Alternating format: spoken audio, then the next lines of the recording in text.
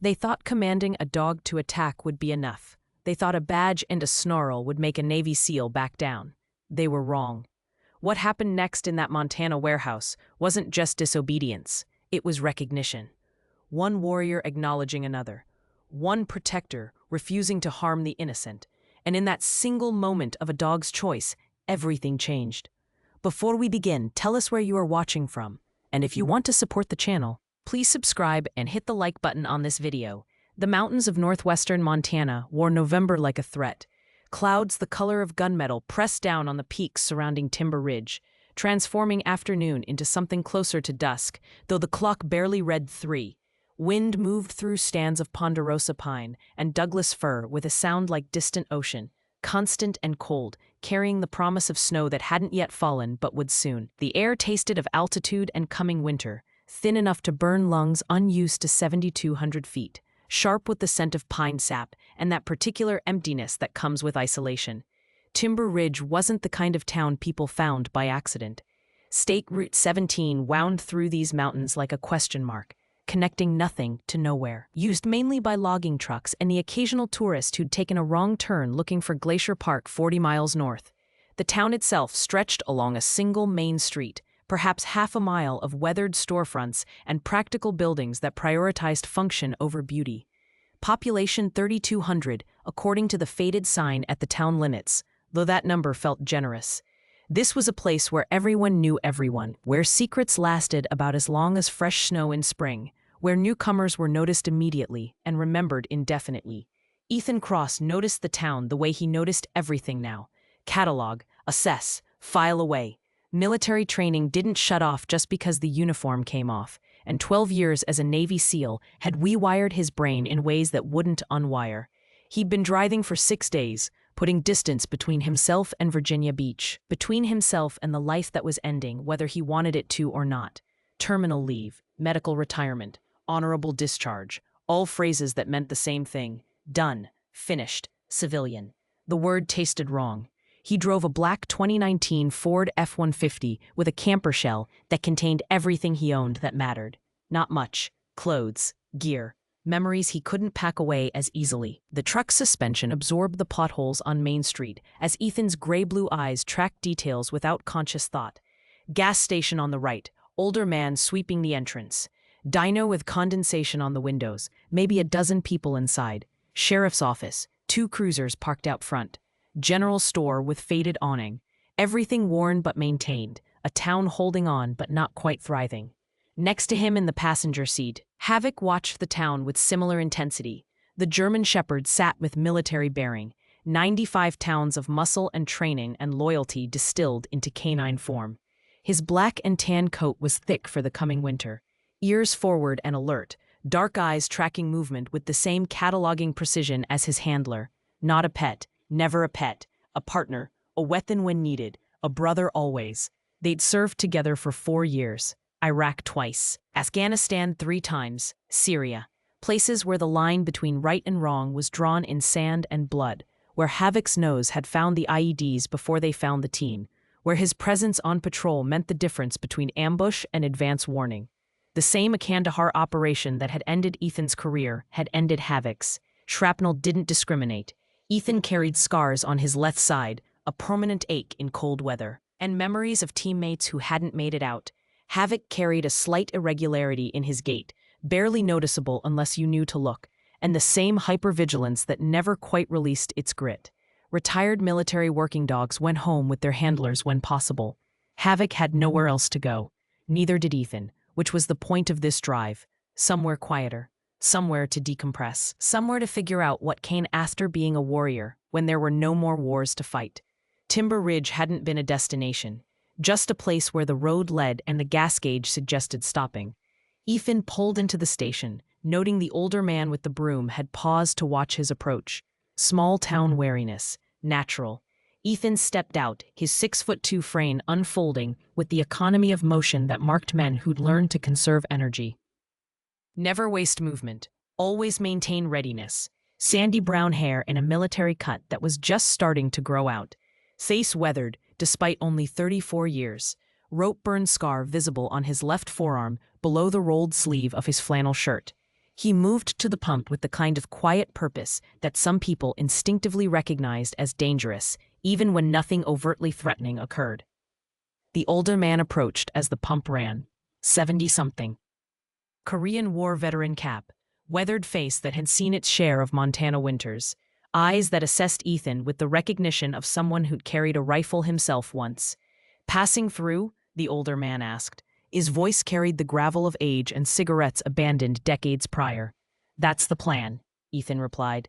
His voice was low, even, economical as his movements. Frank Hoskins, I own this place. The man extended a hand. His grip was still firm despite the age spots. You've got the look. Ethan didn't ask what look. He knew. Ethan Cross. Navy, Frank asked. Was. Frank nodded slowly, understanding. Ending in that single syllable all the things that couldn't be said. There's a campground about 8 miles north, Lake Evelyn, public land. Quiet this time of year.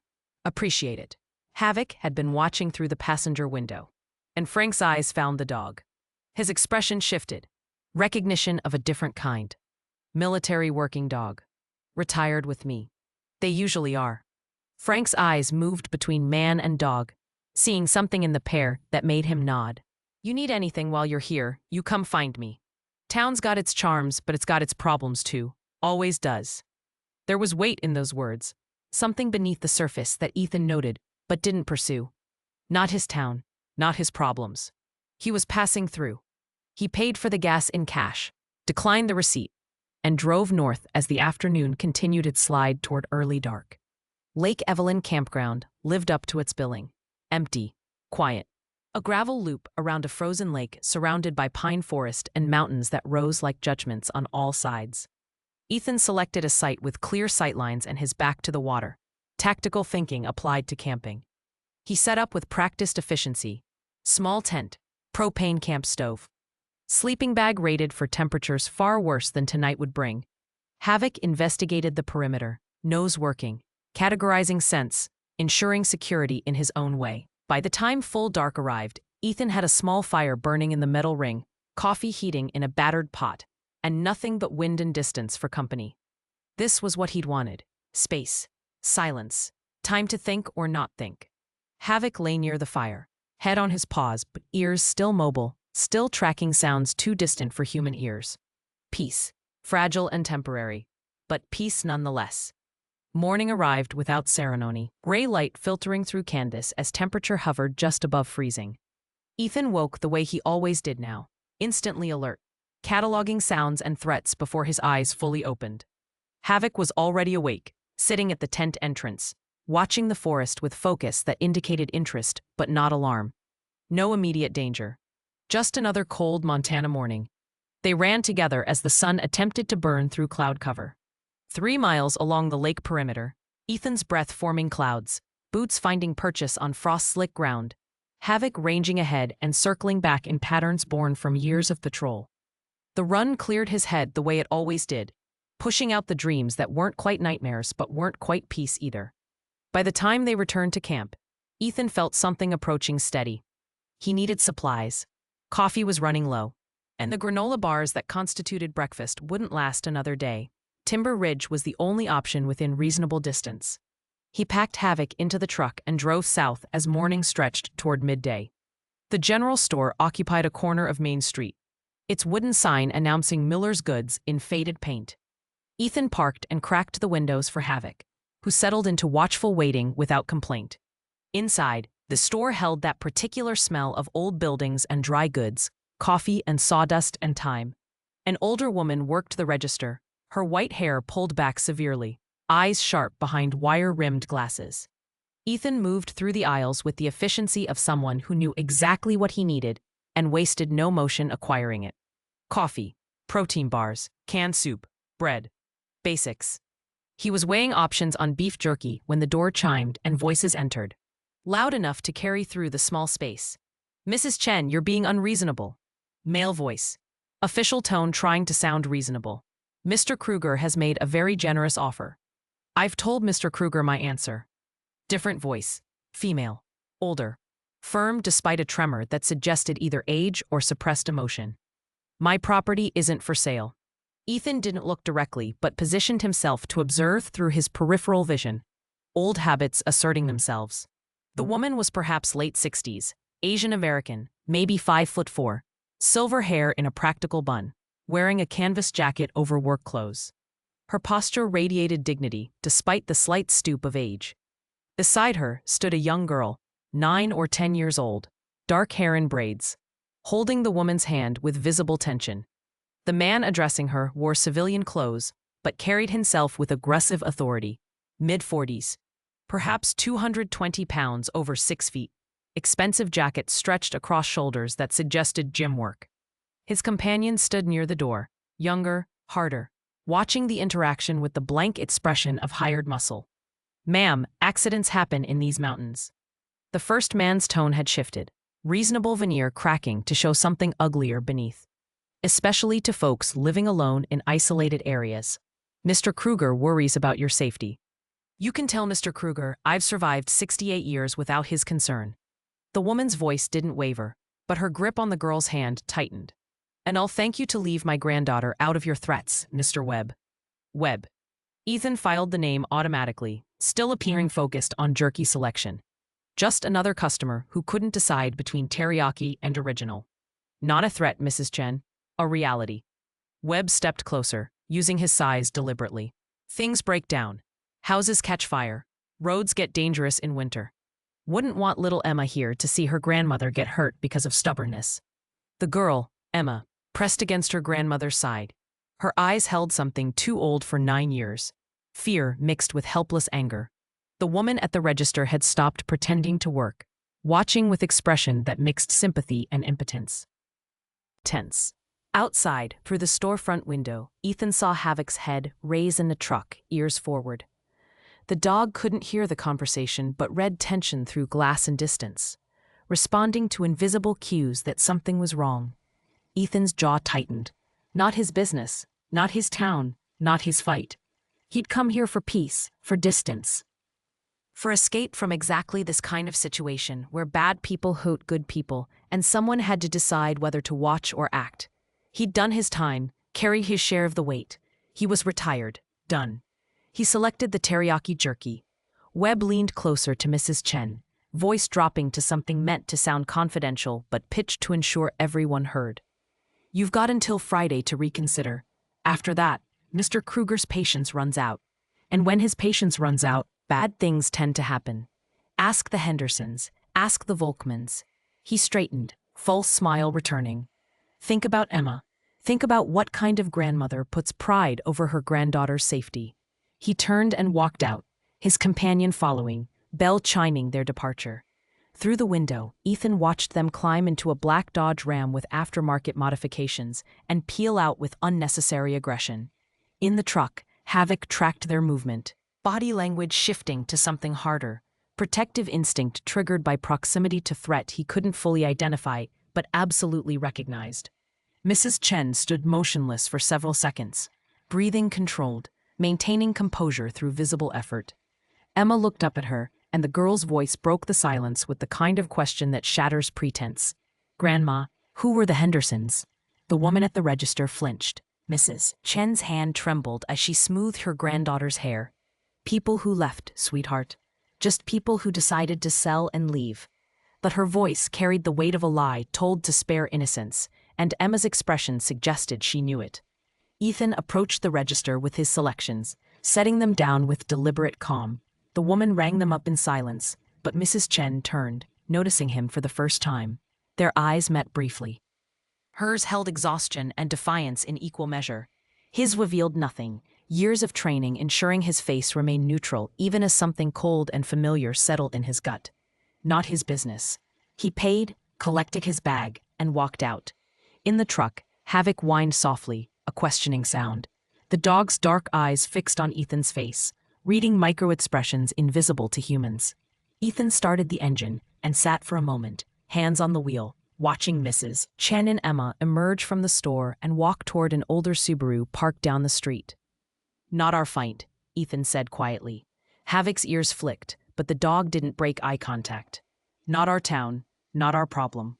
He put the truck in gear and drove north, back toward the campground, back toward the isolation he'd sought. The road unwound beneath his tires. The mountains pressed close on either side, and somewhere behind his sternum, a knot he'd thought he'd left behind in Virginia Beach reformed, tightening with each mile. At camp, he unpacked supplies with mechanical precision, built up the fire, heated soup he didn't taste. Havoc ate his kibble but remained restless, circling the campsite, pausing to stare south toward town, toward problems that weren't theirs to solve. Dusk came early, bleeding the world of color. Ethan sat by the fire as darkness completed its claim on the landscape, and tried to convince himself that morning would bring clarity, that the road would call again, that he'd pack up and drive to the next anonymous town where other people's problems could remain other people's problems. Havoc's head snapped up first, ears rigid, focused on something distant, a sound too faint for human ears.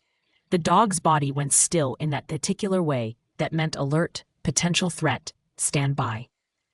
Ethan's hand moved instinctively to his side, where a sidearm used to rest on duty, finding empty space, civilian clothes, retirement. Then he heard it too, carried on the wind from the south. Distance made it faint but unmistakable. A scream, cut short. Then nothing but wind and the crackle of fire. Ethan stood slowly, every nerve suddenly alive. Probably nothing, probably an animal. Probably a dozen explanations that didn't involve the older woman with steel in her voice and the frightened girl with old eyes. Probably. Havoc looked at him, waiting. Not for command, but for decision. The dog knew what that sound meant. So did Ethan. Not his fight, not his business. Just passing through.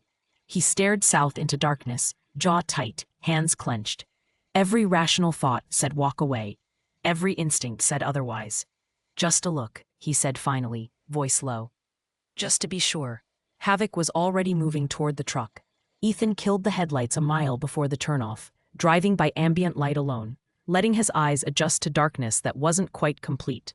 A half-moon broke through the cloud cover intermittently, providing just enough illumination to navigate the Forest Service road that branched east from the highway.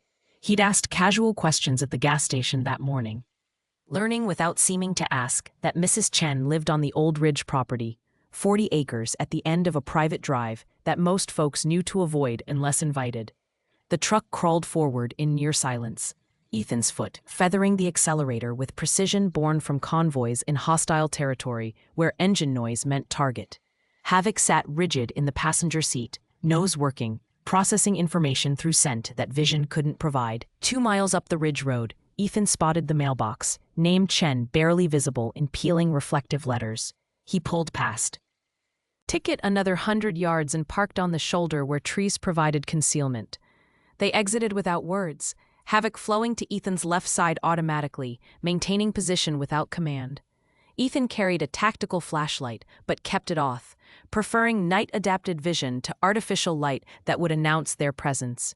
He wore dark clothing, moved through the forest with the careful placement of feet that avoided branches and loose ground. Breathing controlled, every sense focused outward. The private drive wound upward through stands of pine and aspen, gravel surface showing recent tire tracks, multiple vehicles, coming and going. Ethan noted this without breaking stride, Havoc's nose confirming what the tracks suggested.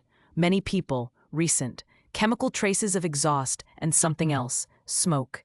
The smell grew stronger as they approached the ridgeline, not wood smoke from a fireplace, sharper, more acrid. Plastic and petroleum, the smell of things burning that shouldn't burn. Ethan raised a fist, stopping. Havoc froze beside him. Through the trees ahead, amber light flickered against darkness. Not steady like electrical light, not controlled like a campfire. Uneven, hungry, fire. They moved faster now, caution balanced against urgency. The trees opened onto cleared land, and the scene materialized like a snapshot from the wars Ethan thought he'd left behind. The 2-story log home sat on the ridge with panoramic views obscured by smoke and darkness. Or it had been 2-story.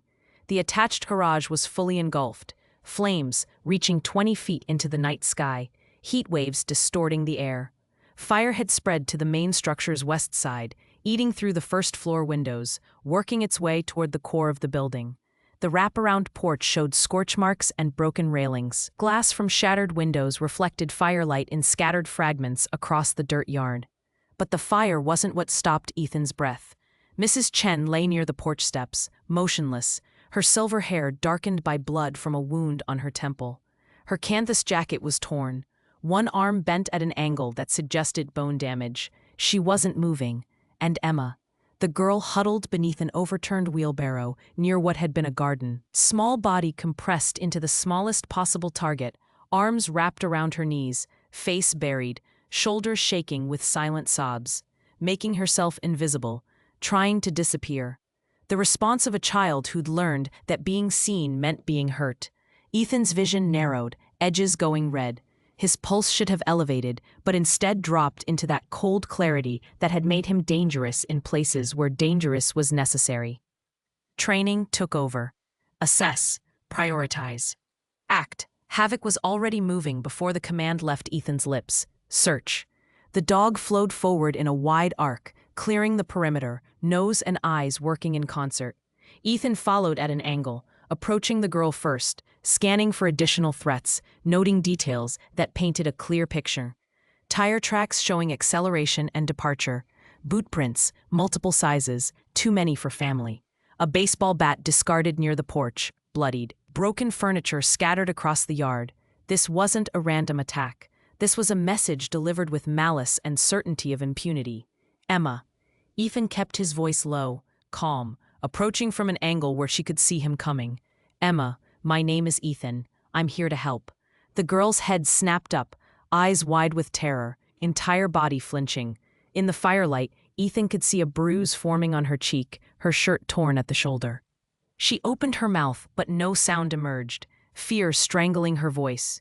Ethan stopped 10 feet away, crouching to make himself smaller, less threatening. Havoc completed his circuit and returned to Ethan's side, sitting, posture alert but non-aggressive.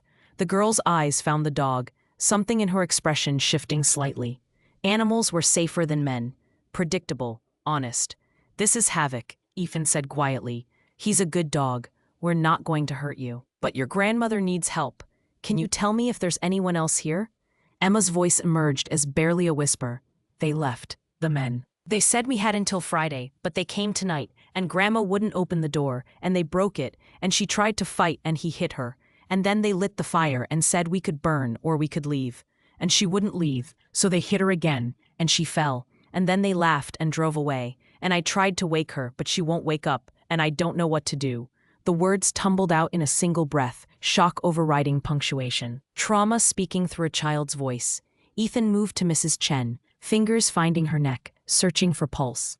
There. Weak but present. Breathing shallow. The head wound was bleeding but not arterial. The arm was definitely broken. He ran his hands over her torso, checking for additional injuries, finding bruising that would be severe, but likely nothing internal. She stirred slightly at his touch, a low moan escaping. Emma, I need you to do something brave, Ethan said, keeping his voice steady, authoritative but not harsh. I need you to come here and hold Havoc's collar. Can you do that? The girl hesitated, then crawled from beneath the wheelbarrow on shaking limbs. She approached the dog slowly, reaching out with trembling fingers. Havoc remained perfectly still, allowing the touch, his dark eyes gentle in a way they rarely were. Emma's small hand closed around the collar, and something in her posture relaxed fractionally, an anchor. Something solid in a world that had just proven itself made of chaos. Ethan lifted Mrs. Chen with the care learned from carrying wounded teammates across hostile ground. She was light, barely 100 pounds, he carried. Cried her away from the house, away from the spreading flames, to the far side of the yard where smoke was thinner. He laid her on grass, elevated her legs, checked her airway. The head wound needed pressure.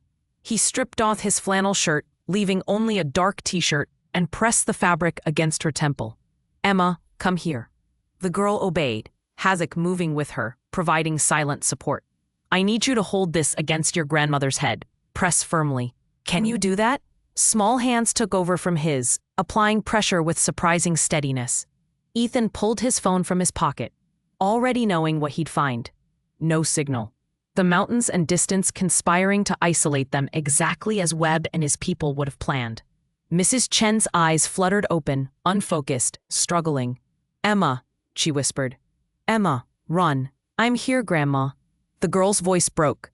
I'm okay. Someone's helping us.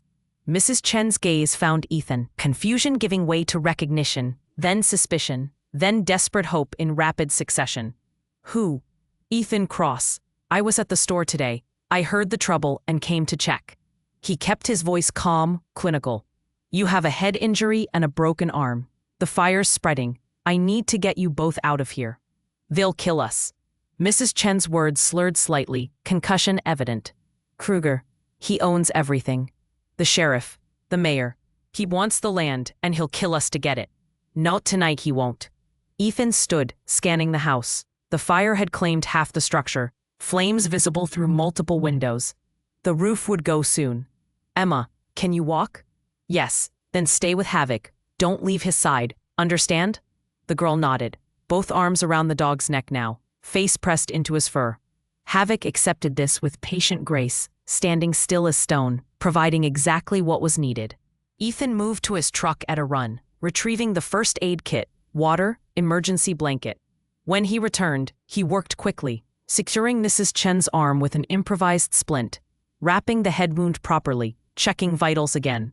Pulse stabilizing, breathing improving. She'd survive if he got her to medical care soon. Mr. Cross. Mrs. Chen's hand gripped his wrist with surprising strength. They've done this before. The Hendersons, the Volkmans. Houses burned, cars ran off roads. Made to look like accidents. No one stops them. No one can. Someone will. The words came out harder than intended. Cold certainty that had gotten Ethan through a dozen deployments in places where evil wore uniforms and carried rifles. This wasn't different. Just a different uniform, same evil. He lifted Mrs. Chen again, Emma and Havoc following close, and carried her to the truck. The girl climbed into the back seat without being asked, and Ethan laid Mrs. Chen across the seat with her head in Emma's lap. He gave them the emergency blanket, water, his phone, even though it had no signal. Stay here, lock the doors, I'll be right back. Where are you going? Emma's voice climbed toward panic. Ethan looked back at the burning house, at the message written in flame and violence. To make sure they know this didn't work.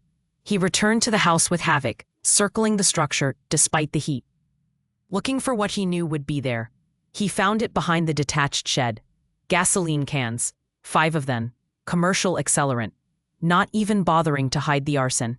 That level of confidence spoke to long immunity, to a system that had stopped caring about justice. Ethan pulled his phone out, took photographs despite the lack of signal. Evidence. When service returned, these would matter. He photographed the cans, the boot prints, the blood on the porch, the baseball bat. Building a case, even as part of his mind, was already past courts and law. They'd tried to kill an old woman and traumatize a child. They'd failed. And they'd made one critical mistake. They'd done it in front of someone who'd spent 12 years learning how to find evil and end it. Ethan returned to the truck, climbing behind the wheel, Havoc jumping into the passenger seat. He started the engine and began the drive back toward town, toward a hospital, toward civilization and law, and all the structures that were supposed to prevent exactly what he'd just witnessed. Mrs. Chen's voice emerged from the back seat, weak but clear. They'll come after us again. Soon as they know we survived. Ethan's hands tightened on the wheel, his jaw set, and when he spoke, his voice carried the flat certainty of a promise carved from stone. They picked the wrong person to terrorize. The nearest hospital was 30 miles south in Cascade Valley, a larger town that actually appeared on most maps. Ethan drove with controlled urgency, fast enough to matter, but not so fast as to risk the mountain roads in darkness. In the back seat, Emma held her grandmother's hand while Mrs. Chen drifted in and out of consciousness, concussion asserting itself. Havoc maintained vigilant watch for the windshield, body language communicating readiness despite the apparent calm.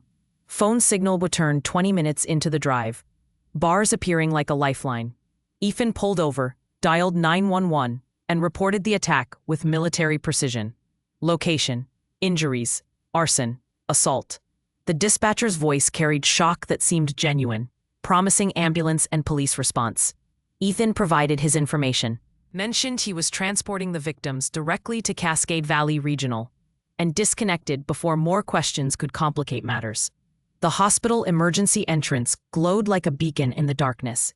Ethan pulled directly to the door, ignoring proper parking, and was met by staff already mobilized by the dispatcher's call.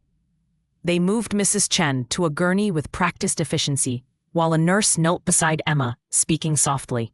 Filthy, assessing the bruise on her face with gentle fingers, the girl's eyes found Ethan, panic rising at separation.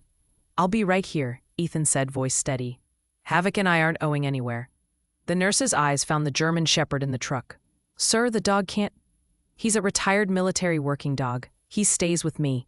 Ethan's tone didn't invite argument. Something in his bearing, the flatness of his stare, made the nurse reconsider her protocol objections. "I'll check with administration," she said quietly, then followed Emma and Mrs. Chen inside. Ethan parked properly, cracked windows for Havoc, and entered through the main doors. The waiting room held the universal characteristics of emergency departments everywhere. Fluorescent lighting, uncomfortable chairs, the smell of antiseptic and anxiety. A sheriff's deputy arrived within 20 minutes, young, maybe 25, with a notebook and questions that Ethan answered with careful precision. Name, service record, when asked. His account of finding Mrs. Chen and Emma. Photographs on his phone showing the scene. The deputy's expression shifted from routine to troubled as the images loaded. "You're saying this was deliberate?" "I'm saying 5 commercial gasoline cans don't accidentally arrange themselves behind a shed," Ethan replied. "I'm saying a woman doesn't get a fractured skull from falling. I'm saying this was attempted murder dressed up as property destruction." The deputy wrote carefully. "Mrs. Chen mentioned names, people responsible?" "She mentioned Dale Kruger. She mentioned being threatened earlier in the day by a man named Webb. She mentioned this has happened to other families, the Hendersons, the Volkmans." Something flickered across the deputy's face. Recognition, discomfort. He closed the notebook slowly. "That's a serious accusation against a prominent businessman." "It's not an accusation. It's a statement of fact from the victim. Mr. Cross, I appreciate your service and your help tonight, but land disputes in small towns can be complicated. Sometimes people see patterns that aren't there." Ethan leaned forward slightly, voice dropping to something colder. "Deputy, I've seen enough violence in enough places to recognize attempted murder. Those weren't complications. That was terrorism. And if your department has been calling it anything else, that's a problem." The deputy's jaw tightened. He stood, pocketing his notebook. "I'll file the report. Detectives will follow up." But his tone suggested reports that disappeared into drawers, follow-ups that never materialized. After he left, Ethan sat alone in the waiting room for an hour before a doctor emerged. Older woman, with kind eyes and tired posture. Mrs. Chen was stable, concussion confirmed, arm set and casted, being held overnight for observation. Emma was physically unharmed beyond the bruise, but psychologically traumatized. Social services had been contacted per protocol for child welfare assessment. "She's asking for you," the doctor said quietly. "Mrs. Chen, she's insistent despite the sedation." Ethan followed the doctor to a private room where Mrs. Chen lay propped against pillows, left arm in a bright white cast, head bandaged but eyes alert and focused. Emma sat in a chair beside the bed, too large for her small frame, holding her grandmother's uninjured hand. "Mr. Cross," Mrs. Chen's voice was stronger now, pain medication and treatment restoring clarity. The deputy who was here, young man, polite. "Yes, ma'am. He won't do anything. Can't or won't, doesn't matter which. Kruger owns the sheriff's office.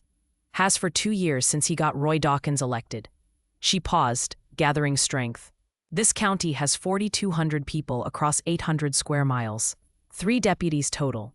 1 sheriff who takes money to look the other way. Kruger has been buying up land for a resort development.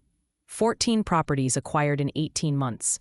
Most sold after accidents or pressure made staying impossible." "The Hendersons and Volkmans," Ethan said. "Jim Henderson's house burned last March. Ruled accidental. Faulty wiring. His wife Linda sold the property for 30 cents on the dollar and moved to Oregon. Carl Volkman's truck went off Highway 17 in May, through the guardrail into the ravine. Killed instantly. His widow Marie sold the next week." Mrs. Chen's eyes held certainty born from pattern recognition. "My property is the last piece Kruger needs. 40 acres with ridge access and water rights. Without it, his resort plan has no eastern boundary, no access to the national forest trails. I'm the only thing standing between him and $80 million. And he's willing to kill for it. He already has, Mr. Cross. Twice. Maybe more we don't know about. Ethan absorbed this. Military mind already constructing tactical assessments. Enemy force, with local authority protection. Superior numbers. Home terrain advantage. Willingness to use lethal force. Against one old woman and one child with no resources and no support. Unacceptable. I have a daughter in Seattle, Mrs. Chen continued. Sarah, Emma's mother. I called her while you were talking to the deputy. She's driving through the night to get here. She'll take Emma home with her. Get her safe. But I'm not leaving. This is my land, my husband's memory, 40 years of our life together. I won't be driven off. Grandma, no, Emma's voice cracked. Please, come with us. I don't want you to die. Mrs. Chen's hand tightened on the girl's. Sweetheart, some things matter more than fear. Your grandfather understood that. Someday you will too. Ethan stood at the window, looking out at darkness and distant mountains, wrestling with calculations he'd thought he'd left behind. Walk away. Not his fight. Not his responsibility. He'd done his part getting them to safety. The daughter would arrive. Take Emma. Convince Mrs. Chen to leave. Problem solved without his further involvement. Except, Mrs. Chen wouldn't leave. He could see it in her eyes. The same stubbornness that made good Marines refuse to abandon positions. The same principle that got people killed when pragmatism should prevail. And Kruger would try again, soon. Before Sarah arrived or before Mrs. Chen could be convinced. He'd move fast now, sensing vulnerability. The next attempt wouldn't be intimidation. It would be elimination. I need to make some calls, Ethan said quietly. I'll be back. Outside, he walked to the truck where Havoc waited patiently. The dog sensed the shift in Ethan's bearing, ears forward, tail still. Recognition that the mission parameters had changed. Ethan pulled out his phone and dialed a number he hadn't used in 4 months. It rang 3 times before connecting. This better be good, Cross. It's 0200. Commander Price's voice carried the gravel of interrupted sleep and 25 years underwater on submarines, before transitioning to intelligence work. Sir, I need a background check. Civilian. Dale Kruger, CEO of Krieger Mountain Development Corporation, operating out of Timber Ridge, Montana. Silence stretched for 3 seconds. You're supposed to be on terminal leave, decompressing, not working. This isn't work, this is personal. Another pause. How personal? Attempted murder of a 68-year-old woman and terrorizing a 9-year-old girl, personal. Christ. Keys clicking in the background, Price already at a computer. Kruger, got him, real estate developer, relocated from Denver 5 years ago. Financials show multiple LLC purchases in Lincoln County, Montana. Leveraged heavily, very heavily. He's extended on a construction loan to the tune of $60 million, with a consortium including. Interesting. One investor is Dmitry Volkov, Ukrainian national with suspected organized crime ties. Loan comes due December 15th. If the project doesn't break ground by then, the whole thing collapses, and Kruger personally owes approximately $12 million he doesn't have. So he's desperate. Desperate men do desperate things. What are you into, Cross? Trying to decide. Decide fast and decide smart. You're a civilian now. No backup, no authority. No legal protection if this goes sideways. Understood, sir. Cross. Price's voice softened slightly. You've done enough. You don't owe anyone anything. Walk away. That's what I keep telling myself. He disconnected and stood in the cold parking lot, breath forming clouds, Havoc, watching through the window with eyes that held no judgment, only loyalty and readiness for whatever came next. Walk away. The smart choice. The safe choice. Let the system handle it, even though the system was corrupted. Let Mrs. Chen's daughter convince her to leave. Let Kruger win, because walking away from evil was sometimes the only way to survive. Except Ethan had spent 12 years walking toward evil, not away from it. Had carried that burden in deserts and mountains and cities, where the cost of walking away was measured in bodies. He'd retired from that. Earned his peace. Deserved his quiet. But peace built on watching good people die wasn't peace. It was cowardice wearing a convenient disguise. His phone rang. Unknown number. He answered. Mr. Cross? Female voice. Young. Urgent. This is Rachel Moreno. I'm a reporter with the Cascade Valley Tribune. I heard about the attack on Margaret Chen. I need to talk to you. Tonight, if possible. I have information you need to see. What kind of information? The kind that proves everything she told you is true. And worse than you think. Rachel Moreno arrived at the hospital 20 minutes later, parking a dented Honda Civic that had seen better decades. She stepped out carrying a messenger bag, worn soft with use, dressed in jeans and a canvas jacket, dark curly hair pulled back in a hasty ponytail. 29 years old, with the slightly manic energy of someone running on coffee and principle. Her eyes found Ethan immediately. Recognition crossing her face despite never having met. Something about the way he stood, the watchful stillness, marked him as different from the handful of people moving through the parking lot. "Mr. Gross?" She approached with hand extended. Her grip was firm, brief. "Rachel Moreno, thank you for meeting me. You said you had information." "Not here." Her eyes tracked to the hospital entrance, to the security cameras, to the deputy's cruiser still parked near the emergency bay. "My apartment is 10 minutes away, more private." Ethan considered this, the tactical risk of following a stranger to an unknown location, balanced against the need for intelligence. Havoc watched through the truck window, reading the interaction, postures suggesting assessment rather than alarm. "Lead the way." Rachel's apartment occupied the second floor of a converted building above the Cascade Valley Tribune office, accessed by external stairs and a door that required 3 different keys to unlock. Inside was controlled chaos, a studio space dominated by a desk buried under papers, a wall covered in photographs and documents connected by red string like every conspiracy theory visualization, and the ambient smell of old coffee and printer ink. The living space was an afterthought, a futon and small kitchen relegated to corners. She gestured to the wall. 8 months of work. "Everything I could dig up on Kruger and what he's doing in Lincoln County." Ethan approached the wall, Havoc remaining near the door in a defensive position, watching windows and entrance points. The documentation was extensive. Property records, purchase agreements, death certificates, newspaper clippings, photographs of damaged properties. Rachel had built a timeline stretching back 2 years, marking each property. A property acquisition, each accident, each suspicious death or injury. 14 properties acquired, Rachel said, moving beside him, pointing to clusters on a map of Lincoln County. Pattern is consistent. Kruger makes an offer through his LLC. Owner refuses. Within 2 to 6 weeks, something happens. House fire, car accident, vandalism, injury. Sometimes fatal, sometimes just terrifying enough to make them leave. Then the property is purchased, usually by surviving family or through estate sales, always for 30 to 60% below market value. The Hendersons and Volkmans. Jim Henderson was an electrician, worked with electrical systems his entire adult life. Fire inspector ruled his house fire accidental due to faulty wiring. Jim's friends told me he'd rewired that entire house himself 2 years prior. Code perfect. Carl Volkman was a long-haul trucker, 40 years without an accident. His truck goes through a guardrail on a clear day on a road he'd driven 1,000 times. Highway patrol ruled it driver error, possible heart attack. His widow said Carl had a full physical 3 weeks prior, heart like a marathon runner. Ethan studied the photographs, burn structures, accident scenes, and in several images the same faces appearing. Webb, the man from the general store.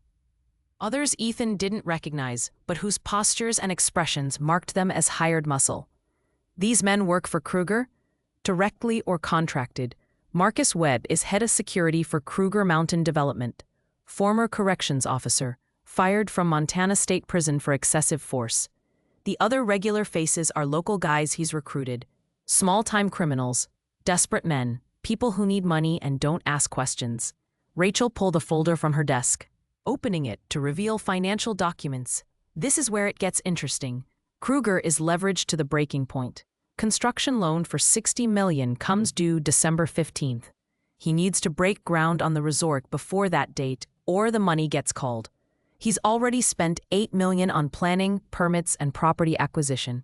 If the project fails, he's financially destroyed and possibly criminally exposed to his investors. One of whom has organized crime connections. Rachel's eyebrows rose. You've done homework.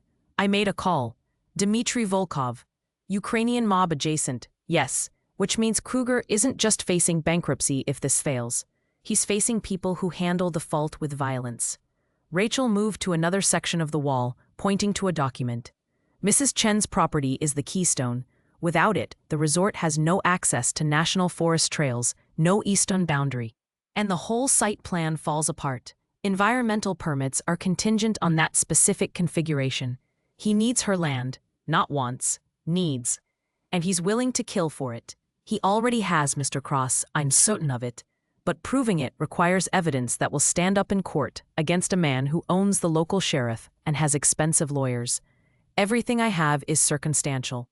Strong circumstantial, but not prosecutable without witnesses willing to testify or physical evidence directly linking Kruger to the crimes. Ethan turned from the wall, examining Rachel with the assessment he'd once applied to local informants in combat zones. True believer, motivated by principle rather than profit. Probably had already sacrificed career opportunities for this investigation. The kind of person who made excellent allies and terrible poker players because conviction showed on their faces. "Why are you telling me this?" he asked. "Because Mrs. Chen is still alive, and her granddaughter witnessed the attack. Because for the first time, someone intervened before Kruger could complete the job and clean up the evidence. Because you're not local, which means you're not compromised. And because..." She hesitated, then continued. "Because you're military. Special operations if the research I did on your name is accurate. Which means you know how to handle situations where the system has failed. The system hasn't failed. It's been corrupted. Different problem. Same solution though, isn't it? Someone has to stand up." Before Ethan could respond, his phone buzzed, text message from a number he didn't recognize. He opened it, jaw tightening as he read.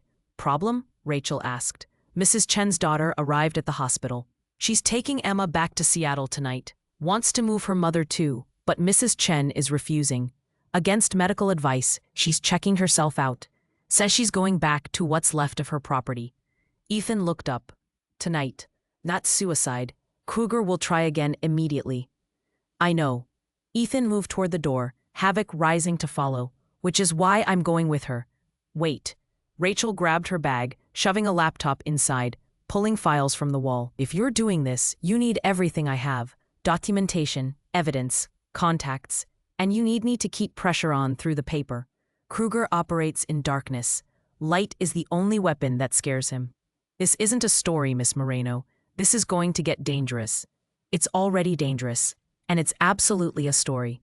The biggest one of my career, if I'm being honest. But more than that, it's the right thing to do." Her eyes held the same stubborn certainty he'd seen in Mrs. Chen's. "I didn't become a journalist to write about bake sales and high school football. I became one to hold powerful people accountable when they think they're above the law." Ethan studied her for a long moment, then nodded once. "Stay back from the actual confrontation. Document, don't participate. If shooting starts, you hit the ground and stay there." "Shooting? You think it'll go that far?" "Desperate men with everything to lose and a history of violence. It's already there. We're just acknowledging it." They left together, Rachel following Ethan's truck back toward Timber Ridge through darkness that felt heavier now, weighted with inevitability. At the hospital, Mrs. Chen was already dressed, arguing with a doctor who looked exhausted by the futility of convincing stubborn patients to make smart choices. Emma stood nearby, with a woman in her late 30s, Asian American, professional attire rumpled from the long drive. The daughter, Sarah. Her eyes were red from crying, arms wrapped around Emma protectively. "Mom, please," Sarah was saying. "We can deal with the property later. Right now you need to recover." "I recover in my home, what's left of it." Mrs. Chen's voice allowed no argument despite the bandage on her head and the cast on her arm. "They tried to kill you. They failed, and I will not reward their violence with surrender." Mrs. Chen's eyes found Ethan. "Mr. Cross, you came back." "Yes, ma'am, I did. And I'm not leaving." He turned to Sarah. "Your mother's right. If she leaves now, Kruger wins. The property gets sold or seized, and he moves forward with a project built on murder. That's not justice. Justice won't matter if she's dead. She won't be. I'm going to make sure of that." Sarah's eyes moved from Ethan to Havoc to Rachel, trying to assess the strange coalition forming around her mother. "You're one man. I'm a Navy SEAL with 12 years of combat experience and a partner trained to detect threats before they materialize, and I'm very motivated." Something in his tone, the flat certainty, made Sarah pause. She looked at her mother, at Emma, at the impossible choice between safety and principle. Finally, she nodded, tears streaming down her face. "Keep her alive, please." "I will." They drove in convoy back to Timber Ridge, 3 vehicles winding through mountain darkness. Mrs. Chen rode with Rachel, insisting on sharing more details about the property and Kruger's operation.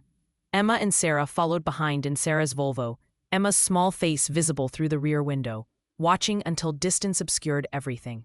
The ruins of Mrs. Chen's home looked worse in the approaching dawn, gray light revealing the complete destruction of the garage and half the main structure. But the eastern side remained standing, damaged but intact.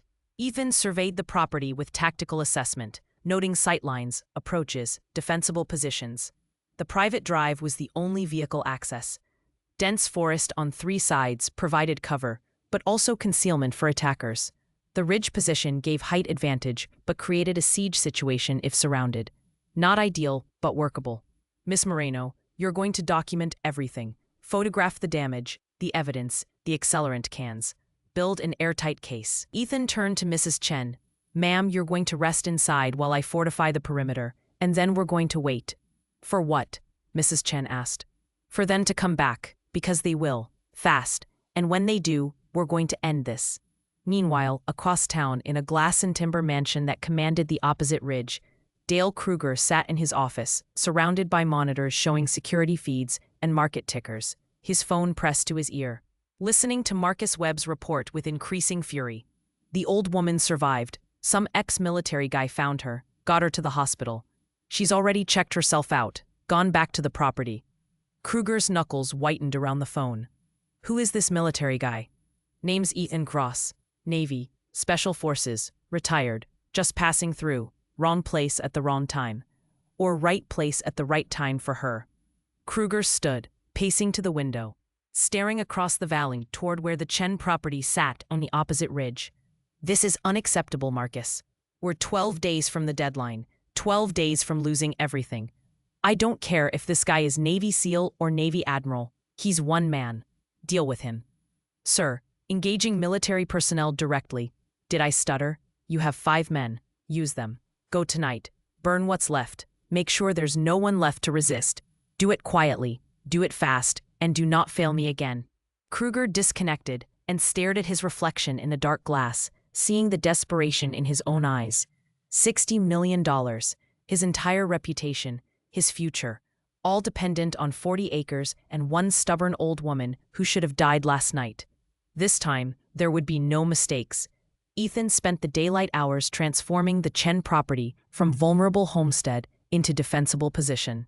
Military training asserted itself through muscle memory and tactical thinking, honed across a dozen deployments. He cleared sightlines, identified choke points along the access road, positioned Mrs. Chen's truck to create a barrier at the driveway entrance. From his own vehicle, he retrieved equipment that most civilians didn't travel with. Night vision monocular, tactical radio, first aid kit that went beyond Band-Aids, and a Sig Sauer P320 with 3 spare magazines that he'd maintained despite retirement because some habits died harder than others. Rachel documented everything with her camera, creating a visual record of the previous night's destruction while simultaneously building a real-time account of preparation. She interviewed Mrs. Chen on video, recording testimony about the threats, the attack, the pattern of violence, evidence that would matter when this ended.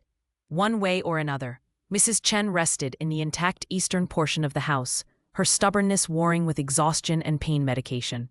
She watched Ethan work through the window, seeing something in his methodical preparation that spoke to competence beyond ordinary civilian capability. He's done this before, she said to Rachel, during a break in filming. Not here, not this situation, but, somewhere. He moves like a man who's fought wars. He has, Rachel replied quietly. Multiple deployments, special operations, the kind of missions that don't make the news. And he's doing this for us, people he doesn't know. For what? There's no money in it? No glory. Rachel lowered her camera, considering the question. I think he's doing it because someone has to, and because he's the kind of person who can't watch injustice happen and do nothing. By early afternoon, Frank Hoskins arrived in his old pickup, bringing supplies requested by Ethan through a brief phone call.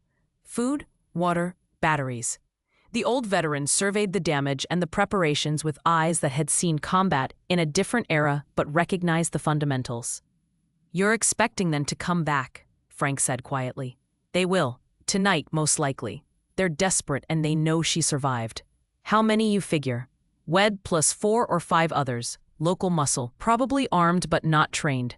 They'll rely on intimidation and numbers. Frank nodded slowly. I was in Korea, Chosun Reservoir, surrounded by Chinese regulars for 17 days. We held because we fought smarter, not harder. He pulled a hunting rifle from his truck, a Remington 700 that had clearly been maintained with religious care. I'm too old to run and too stubborn to hide. If you'll have me, I'll watch your flank. Ethan assessed the older man, 71 years old, but steady hands and clear eyes. A man who'd been tested and hadn't broken. Can you still shoot that? Put 3 rounds in a 6-inch group at 300 yards last month. Eyes aren't what they were, but the fundamentals stuck. Northeast corner, 2nd floor if it's accessible. High ground. You see vehicles approaching, you radio me. You see weapons, you make your own call about engagement. But Frank, if this goes bad, you pull back. No heroics. Understood? Son, I've already lived a long life. Mrs. Chen hasn't gotten to finish hers. I understand the mission. Frank headed toward the house, rifle over his shoulder, moving with purpose that defied his age. As afternoon bled toward evening, Ethan conducted a final perimeter check with Havoc. The dog ranged ahead, nose working, cataloging the property's scents, establishing a baseline of normal that would allow him to detect intrusion. They walked the forest line, the driveway approach, the cleared areas around the house. Havoc marked several spots with particular attention, places where the previous night's attackers had stood, moved, left chemical signatures of gasoline and fear, sweat, and violence. They come back, you'll know before I do, Ethan said quietly. The dog's ears swiveled toward his voice, acknowledgement without breaking focus. Guard, watch, alert on approach. Havoc's posture shifted subtly. Entering a mode Ethan recognized from hundreds of missions. Working mode. Every sense engaged. The dog moved to a position near the house with clear view of the access road and settled into watchful waiting. Rachel approached as the sun began its descent behind the western peaks, shadows lengthening across the property like reaching fingers. I've sent everything to my editor, time-stamped, backed up to cloud storage. If something happens to us, the story still gets out. Nothing's going to happen to you. First sign of trouble, you're inside the house, away from windows, on the floor. I'm not helpless, Mr. Cross. I've covered protests that turned into riots. I know how to stay low. Riots are chaos. This will be targeted violence. Different animal. Ethan checked his watch. 6:15. Full dark in 90 minutes. They'll come after dark, probably between 2200 and 0200. Maximum darkness. Minimum witnesses. We wait. Inside, Mrs. Chen had set up in what had been the dining room, now converted to a temporary command post. A battery-powered lamp provided light. Frank had taken position upstairs in a bedroom that faced the access road, rifle resting on a windowsill, radio clipped to his belt. Rachel settled near Mrs. Chen with her camera and laptop, prepared to document whatever came next. Ethan positioned himself outside, near Havoc, where he could see the entire approach. He'd changed into darker clothing, face and hands no longer reflecting ambient light. The Sig Sauer rested in a holster at his hip. Night vision monocular hung around his neck. Radio earpiece connected him to Frank. And slowly, methodically, he let himself slip into the headspace that had kept him alive through 100 firefights in a dozen countries. Emotion locked away, awareness expanded. Body relaxed, but ready to explode into action. The state warriors entered when violence became inevitable and survival required perfect execution. Darkness completed its claim on the landscape by 7:30. Temperature dropped into the 30s, frost beginning to form on exposed surfaces. The moon wouldn't rise for another 3 hours, leaving only starlight and ambient glow from distant Timber Ridge to break absolute black. Perfect conditions for an attack. They came at 10:47. Havoc's posture changed first, body going rigid, ears locked forward, a low growl emerging from deep in his chest. Ethan's hand moved to his sidearm automatically as he keyed the radio. Frank, movement? Confirmed. 3 vehicles, headlights off, coming slow up the access road, half a mile out. Copy, hold position, wait for my signal. Ethan moved to Mrs. Chen's truck, blocking the driveway, taking position behind the engine block, using the vehicle as cover while maintaining view of the approach. Through the night vision monocular, the world became green-tinted clarity. He counted vehicles as they emerged from the tree line. 2 pickup trucks and 1 SUV. They stopped 300 yards out, doors opening, figures emerging. He counted bodies. 6. No, 7. More than expected. Webb's bulk was recognizable even at distance. Directing others, pointing, organizing. They were carrying rifles, shotguns, and something longer, heavier. Ethan's jaw tightened as recognition hit. Hunting rifle with scope. They'd brought a designated marksman. This wasn't intimidation anymore. This was elimination. Rachel, Mrs. Chen, on the floor, center of the room, away from walls. Ethan said into his radio. Frank, you've got a rifleman in their group. Dark jacket, hanging back. That's your priority target if this goes loud. Roger, I see him. The group advanced in a loose formation, Webb at the center, others flanking. They moved with the overconfidence of people who'd never faced serious resistance, who thought numbers and weapons equaled victory. No tactical spacing, no cover utilization, just aggression and assumption of dominance. 50 yards out, Webb's voice carried across the cold air. Cross, we know you're here. This doesn't concern you. Walk away and you live. Stay and you're just another accident in a county full of them. Ethan remained motionless, invisible behind the truck, calculating angles and priorities. 7 targets. He could drop 3 before they reacted if needed. Frank could take 1. That left 3 in play. But they'd break, panic, lose cohesion. Survivable odds if it came to that. But shooting created legal complications, even in self-defense. Better to control the situation without lethal force if possible. Last chance cross. Webb was 40 yards out now, emboldened by silence. Sheriff's already ruled this a property dispute. No one's coming to help you. You're alone. Smart money says you leave now. Ethan stood slowly, stepping into view, hands visible but near his weapon. Havoc emerged beside him, silent, body language screaming threat despite making no sound. The advancing group stopped, rifles rising slightly, uncertainty creeping in. Sheriff Dawkins is on Kruger's payroll, Ethan said, voice carrying with parade ground clarity. You've already committed arson, assault, and attempted murder. Every threat you make now is being recorded. Every step you take is being documented. And you're trespassing on private property against an armed defender. Under Montana law, I have every legal right to use lethal force. So before this goes further, think about whether Kruger's money is worth dying for. Webb laughed, but it sounded forced. 7 of us. 1 of you. You're good at math, Seal. I am. Which is why I know 7 targets in a fatal funnel against someone with high ground and disciplined fire support equals a massacre. Your massacre. Ethan paused. But it doesn't have to be. You turn around, leave now, and maybe you walk away from this with just prison time instead of body bags. Maybe some of you even turn state's evidence, testify against Kruger, and see daylight again before you're 60. The group wavered. Several men exchanged glances. The overconfidence was cracking, reality asserting itself through the darkness and cold and the flat certainty in Ethan's voice. Then Webb made his mistake. Take him. 4 men surged forward, rifles rising. The designated marksman was swinging his weapon toward the house, toward Frank's position. And Webb himself drew a pistol from his jacket, aiming toward Ethan. Everything happened in compressed seconds that felt like hours. Ethan drew and fired twice, both rounds hitting the ground in front of Webb's feet, dirt exploding upward. Not killing shots. Warning shots. Down, now. Frank's rifle cracked once from above, and the designated marksman's weapon flew from his hands as the round struck the barrel, destroying the rifle without hitting flesh. Impossible shot. Perfect shot. Havoc, guard. The German Shepherd launched forward, 95 pounds of trained aggression, moving with frightening speed. But he didn't go for Webb. He went for the nearest attacker, hitting the man's forearm as he raised his rifle, jaws clamping down without breaking skin. Just pressure and control. Dragging the weapon down and away. 2 more attackers reached Ethan's position. He moved with economy drilled through 1,000 training hours.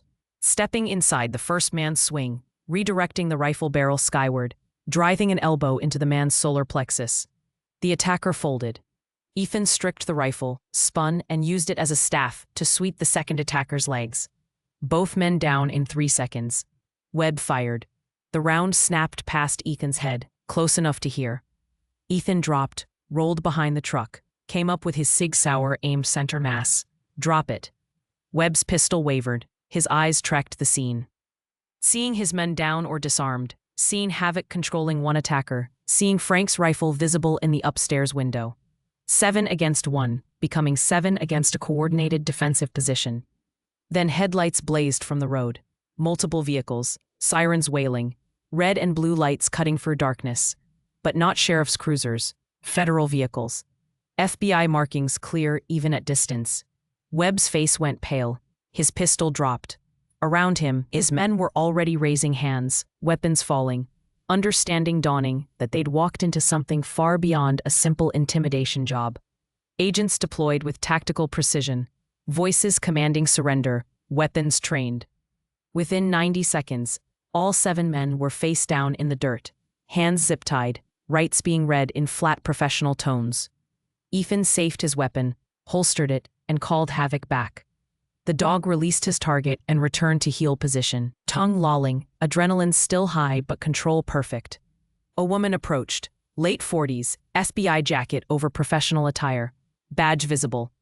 Ethan Cross, Special Agent Jennifer Wade, FBI Denver Field Office. Commander Price sends his regards. Said you might need backup, and he wasn't wrong. Appreciated Agent Wade. We've had Kruger under investigation for 6 months. Financial crimes, potential RICO violations. But we couldn't get local cooperation because the sheriff's compromised. When Price called and explained the situation, we fast-tracked. Wanted to catch his people in the act. She looked at the zip-tied men. Attempted murder, conspiracy, arson, assault with deadly weapons. That's federal time, and one of them will flip on Kruger to reduce their sentence. They always do. Kruger himself?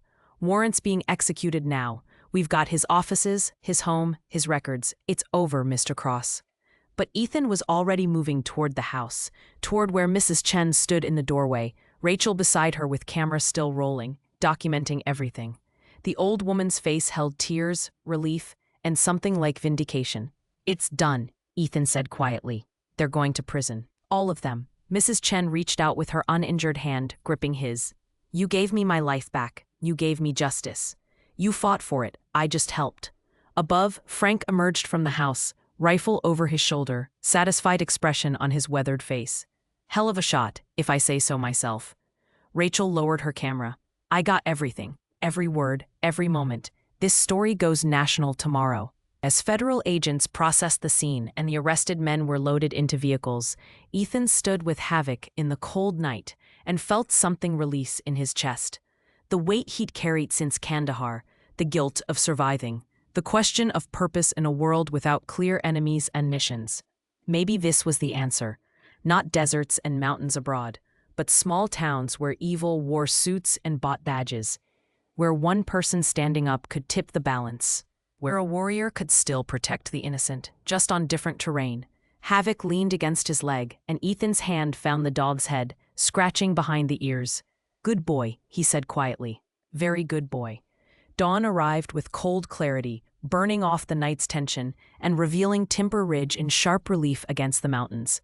News traveled fast in small towns, moving through coffee shops and gas stations and text messages with viral velocity. By 7 in the morning, everyone in Lincoln County knew that Dale Kruger had been arrested, his operation dismantled, 7 of his men in federal custody facing decades in prison. The FBI had worked through the night, executing search warrants across multiple properties. Agent Wade stopped by the Chen property at 8:30 with an update, her professional demeanor carrying something approaching satisfaction. They'd seized financial records documenting payoffs to Sheriff Dawkins and 2 county commissioners, communications proving conspiracy and premeditation, and physical evidence linking Kruger directly to 3 previous property acquisitions involving suspicious deaths. The case was airtight. Marcus Webb is already negotiating a plea deal, Wade explained, standing in the damaged dining room while Mrs. Chen listened from her chair. Exhaustion and pain medication making her movements slow, but her attention sharp. gave us detailed accounts of every intimidation campaign, every payoff, every threat.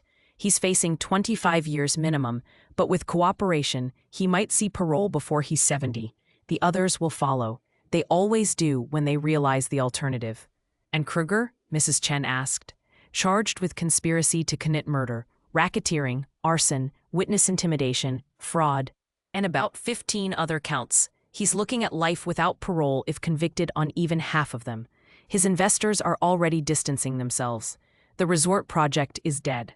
All the properties he acquired through intimidation are being reviewed for invalidation of sale based on duress and fraud. Wade paused, choosing words carefully.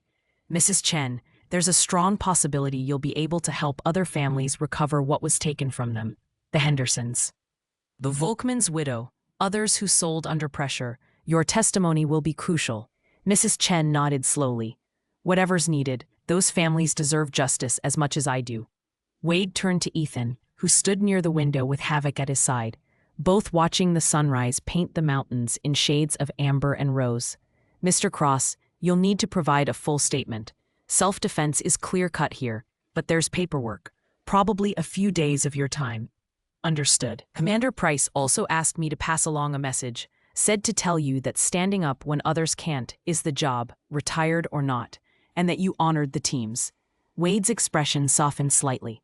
For what it's worth, from one public servant to another, thank you. Cases like this, where local corruption runs deep, we need people willing to stand in the gap. You saved lives here. After Wade left, Rachel arrived with copies of the Cascade Valley Tribune and 3 national newspapers. Her story had gone viral overnight, picked up by the Associated Press and distributed across the country. The headline on the Tribune read, Federal Agents Dismantle Land Grab Conspiracy, Arrest Developer and Local Sheriff. Below it, Rachel's byline and a photo of the Chen property, smoke still rising from the previous night's ruins.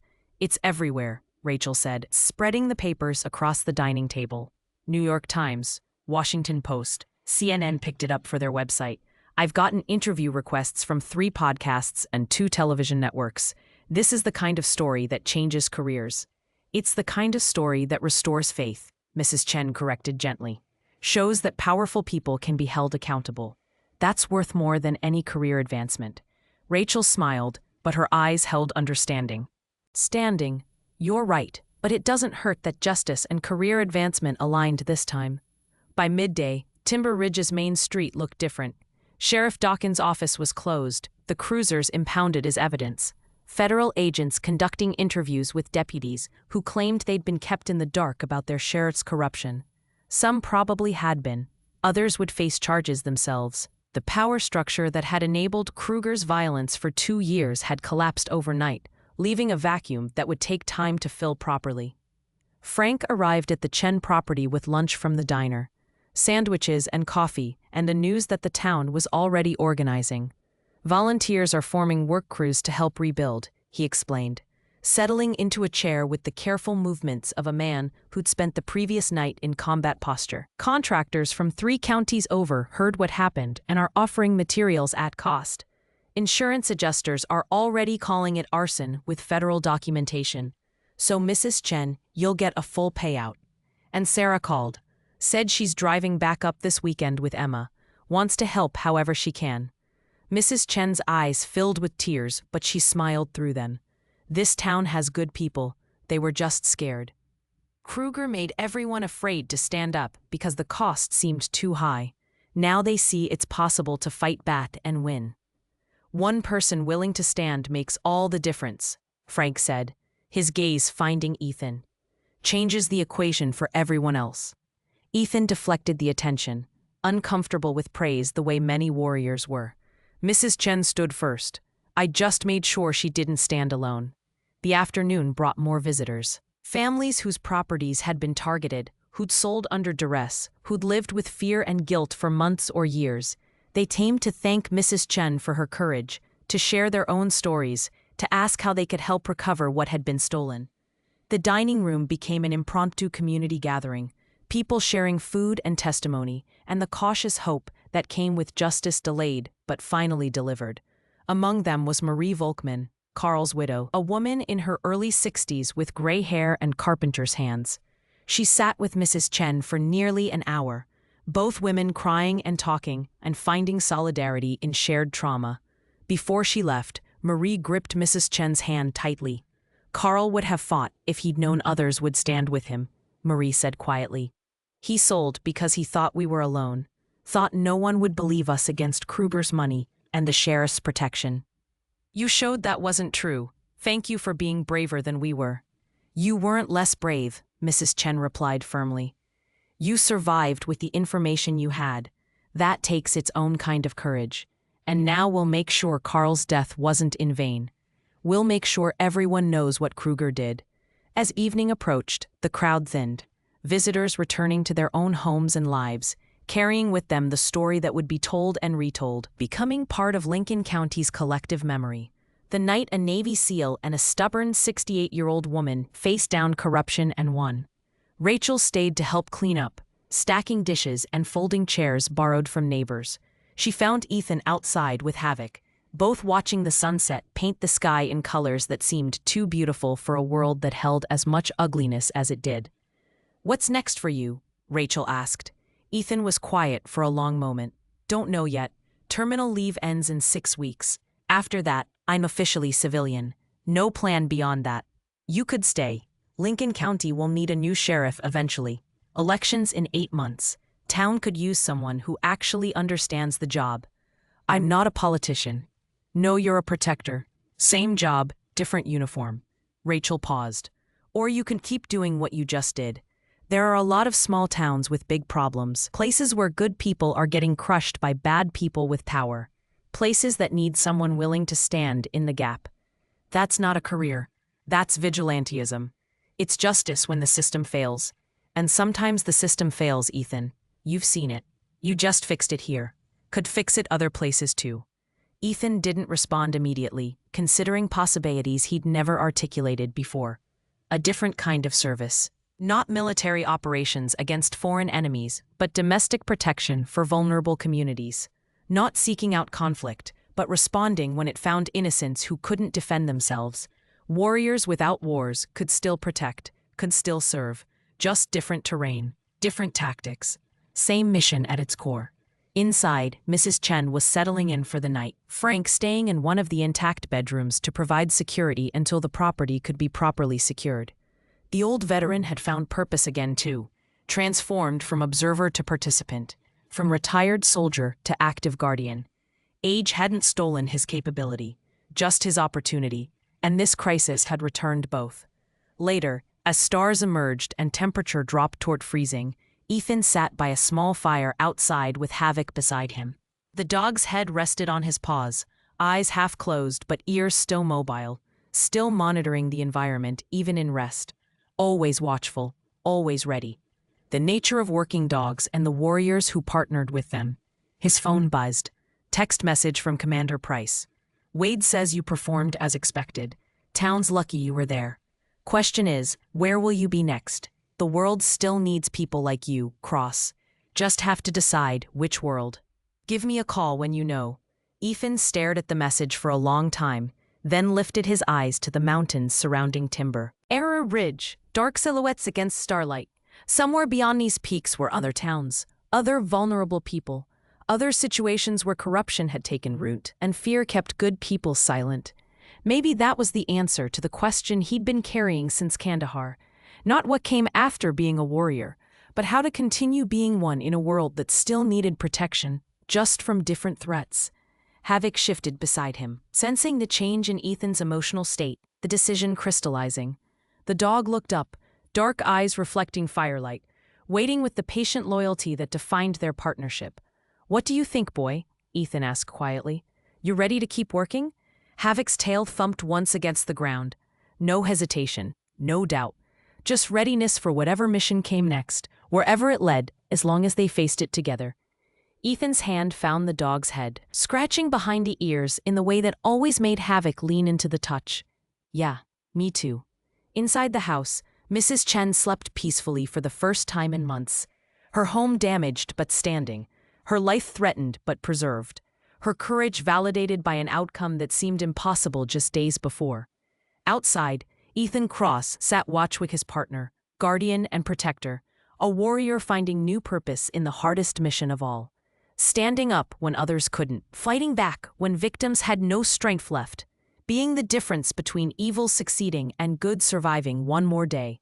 Some people were built for that fight, shaped by training and experience and character into something that couldn't walk away from injustice, even when walking away was easier.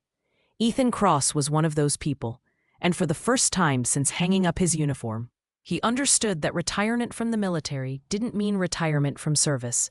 It just meant finding new battlefields, and there were plenty that needed fighting. 3 months later, spring was asserting itself across Montana with the aggressive optimism that only mountain seasons could bring. Snow retreated to the highest peaks, leaving behind meadows exploding with wildflowers and rivers swollen with meltwater. The world felt renewed, possibilities opening like the landscape itself after winter's confinement. Ethan Cross stood on the rebuilt porch of Margaret Chen's home, watching the sunrise paint the eastern mountains in shades of gold and crimson. The structure behind him was transformed from burned ruin to functional beauty, rebuilt by volunteer crews and professional contractors who donated time and materials to restore what violence had destroyed. The new construction respected the original design while improving it. Stronger foundation, better insulation, modern safety features integrated seamlessly with rustic aesthetics. Mrs. Chen emerged from inside carrying 2 mugs of coffee, moving without the hesitation that had marked her movements in November. The broken arm had healed cleanly, the head wound leaving only a faint scar hidden beneath silver hair. But more than physical injuries had healed.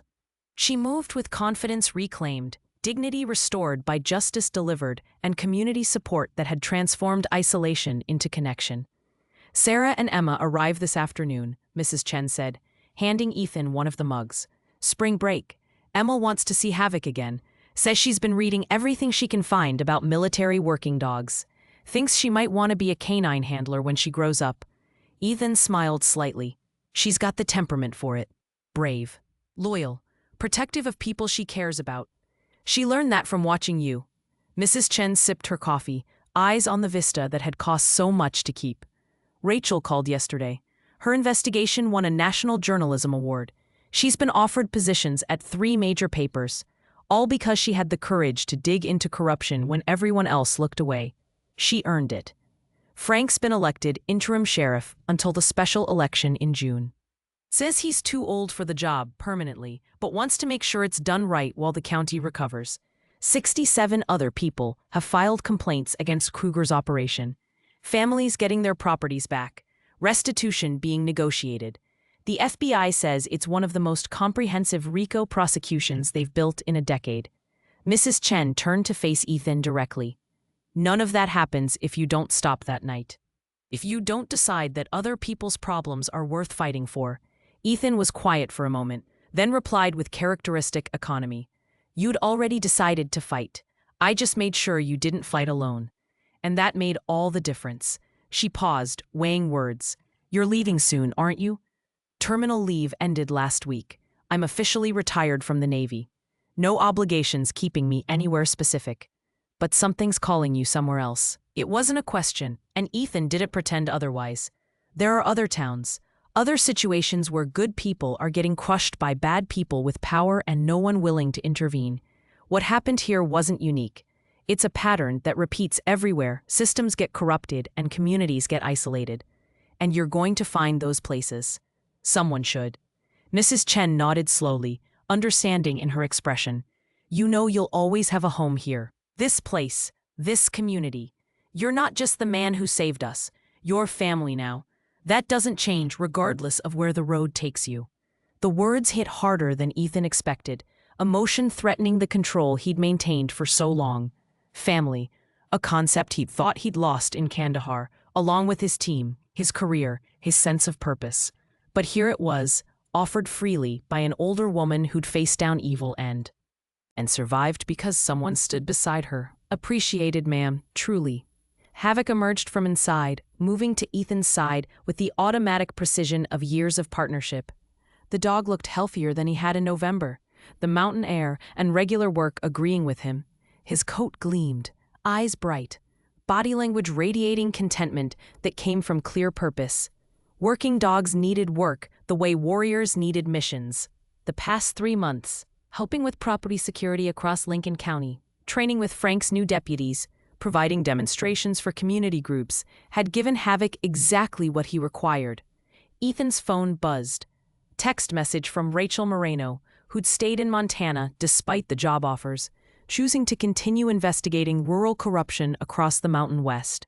She'd become something like a partner, feeding Ethan information about situations that warranted attention, providing media pressure that complemented his more direct interventions. The message was brief.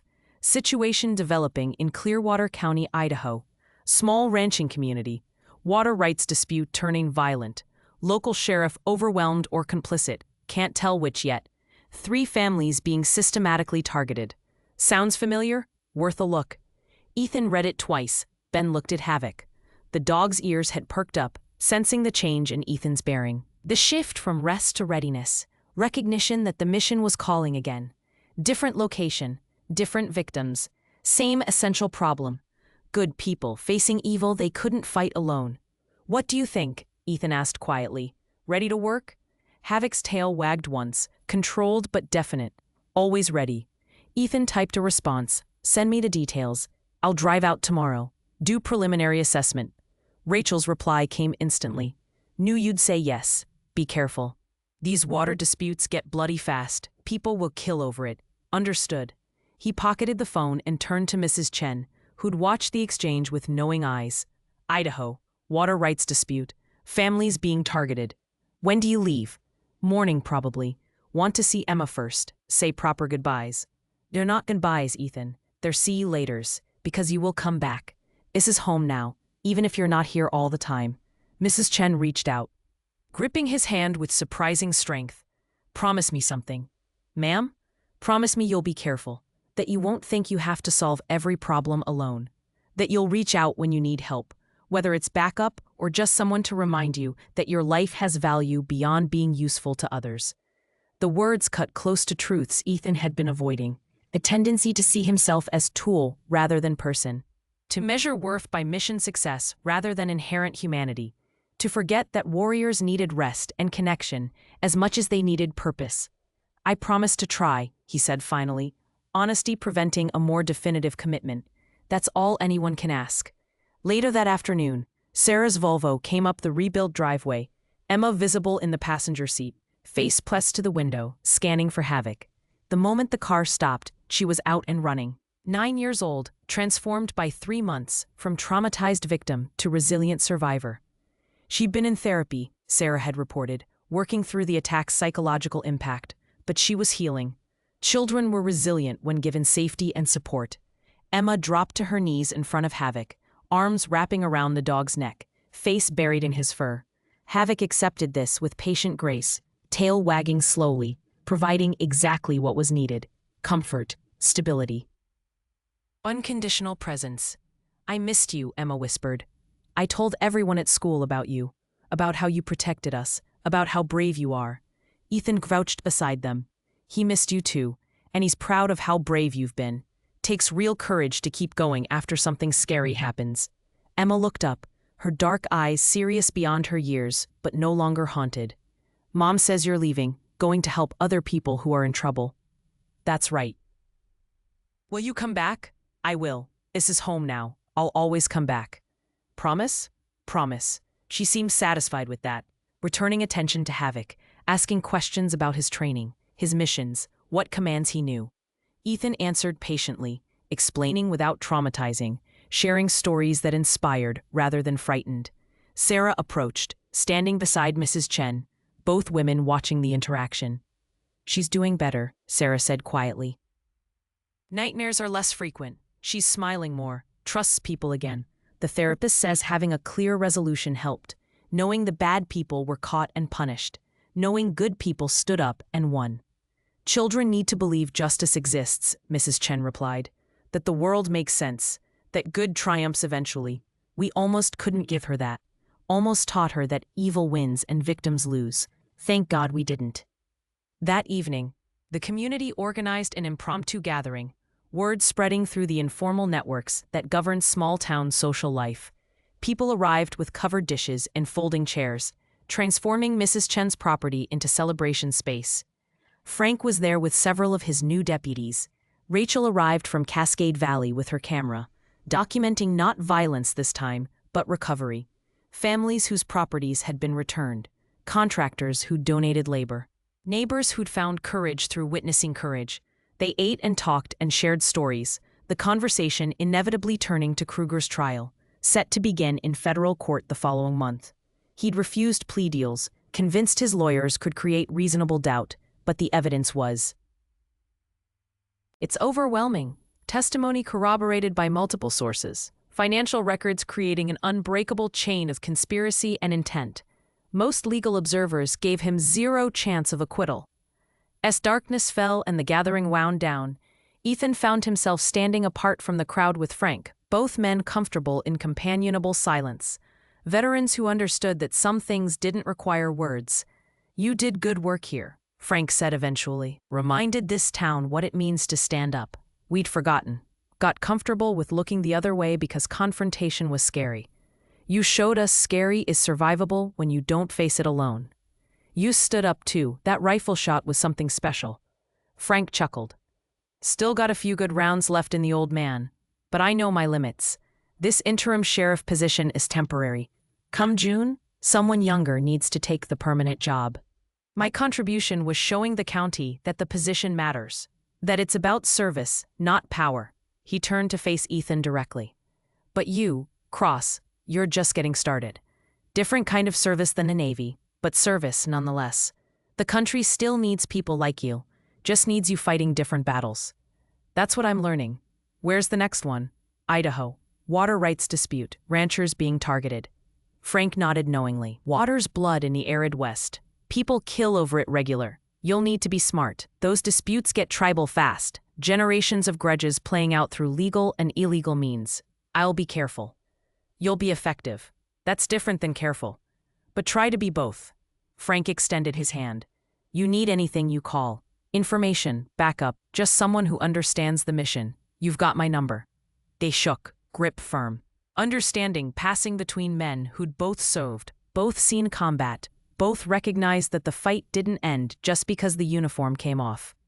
Later, after the last guests departed and Emma had fallen asleep on the couch, Ethan packed his truck with the methodical efficiency of someone who'd done it hundreds of times. Clothes, gear, equipment, everything he needed to be mobile, self-sufficient, ready for whatever came next. Havoc watched from the passenger seat. Recognizing the ritual, understanding they were moving again but unconcerned because they moved together. Mrs. Chen stood on the porch as Ethan prepared to leave. Early morning darkness, concealing details but not presence. "You know what you're becoming, don't you?" she asked quietly. "What's that?" "A guardian. Not bound to one place or one people, but moving where you're needed. Protecting the vulnerable. Confronting evil where you find it. It's an old tradition. Older than countries or armies. The warrior who serves justice instead of kings." Ethan considered this, finding truth in the description. "I just know I can't watch people suffer when I have the ability to help. Feels like abandoning my team.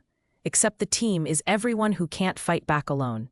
That's exactly what it is, and it's exactly what the world needs more of." Mrs. Chen descended the steps slowly, approaching the truck, reaching up to place her hand on Ethan's arm. "Travel safe, fight smart, come home when you can, and remember you're not doing this alone. You've got people now. A community, a family. We're here when you need us." "Yes, ma'am." He climbed into the truck, Havoc shifting to make room, both settling into positions worn comfortable by miles already traveled.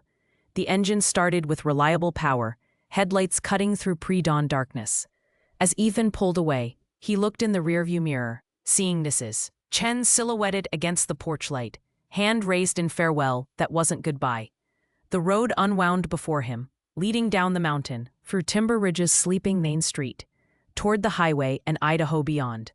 Other roads would follow, other towns, other people who needed someone to stand beside them when darkness came calling. It wasn't the career he'd planned, wasn't the retirement he expected, but it was purpose rediscovered and mission clarified. Being a warrior wasn't about the uniform or the organization. It was about the choice to protect those who couldn't protect themselves, to stand between evil and innocence, to say no when everyone else stayed silent. Some people were built for that fight. Ethan Cross was one of them. And now he understood that being built for the fight meant answering when the fight called, regardless of where it led or what it cost. Beside him, Havoc settled into watchful rest. Eyes half closed, but awareness never truly dimming. Ready for whatever came next. Loyal unto death. Partner in every mission. Together they drove into the lightening east, toward new battles and old purposes. Warriors still serving even after the wars officially ended. Because somewhere out there, someone was waiting for a hero. Someone needed protection they couldn't provide themselves. Someone was hoping that when evil came, good would answer, and when duty called, Ethan Cross and Havoc would be there, always. Is this story touched your heart? Please subscribe to the channel and hit the like button. Tell us in the comments, what would you have done in Ethan's position? Would you have walked away or stood and fought? Your thoughts matter to us, and we read every comment. May God bless you all, and remember, sometimes all it takes is one person willing to stand. One person who refuses to let evil win. One person who believes that justice matters more than comfort. Be that person in your community. Stand up when others can't. Because the world doesn't change through grand gestures. It changes through ordinary people making extraordinary choices when it matters most. Until next time, stay safe, stay strong, and never stop fighting for what's right.